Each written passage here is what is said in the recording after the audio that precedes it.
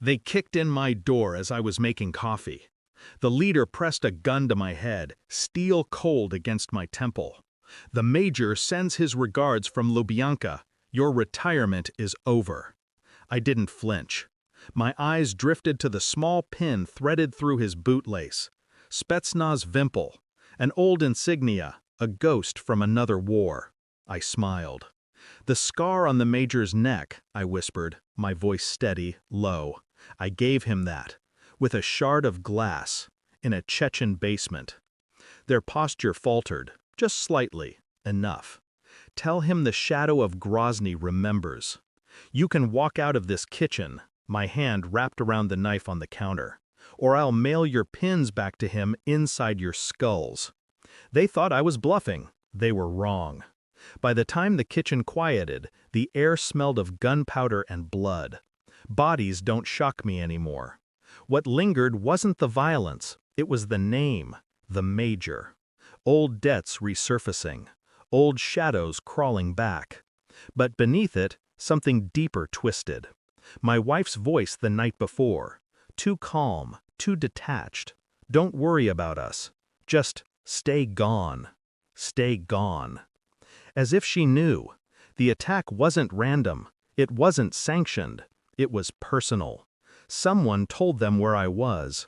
And the only person who knew the details of my quiet life, my false name, my buried past, was her. The woman I'd trusted. The woman who waited for me through wars. Or so I thought. The betrayal didn't come with a bullet. It came with silence, with absence, with the knowledge she was somewhere else when my door splintered. I tasted bile. Rage pressed against my ribs. But rage without proof is weakness, and I don't move without certainty. Small. Bank accounts, unfamiliar withdrawals, hotels under false names, jewelry charges I never saw, phone records, hours-long calls to a number saved as work. But her job didn't keep her past 9. I traced the number. Military-grade encryption, not civilian. It wasn't work. It was him. The major. My chest hollowed out. She wasn't just careless. She was deliberate. She handed him my location, my life. I visited places she'd been. Quiet surveillance. Men's shoes under her desk. Cigarette butts with Russian paper. The fibers of betrayal woven into her daily routine. Every breadcrumb led to the same conclusion. She hadn't been mine for years. She had been his. The file came together slowly. Photographs, bank transfers, messages pulled from encrypted channels. Her handwriting on a receipt tucked into his pocket. I didn't confront her with anger. I confronted her with silence. At the kitchen table, I slid the folder across. She opened it, pages spilling, evidence suffocating. Her face drained of color. Her lips parted but no sound came. Finally, she stammered, I had no choice. I lifted a hand. She fell silent. Her excuses meant nothing. Her tears less than air. The proof was already written. And she knew I had read every word. The woman who once swore loyalty hadn't simply betrayed me.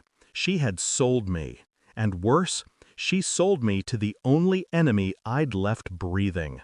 I didn't scream. I didn't hit her. I didn't even raise my voice.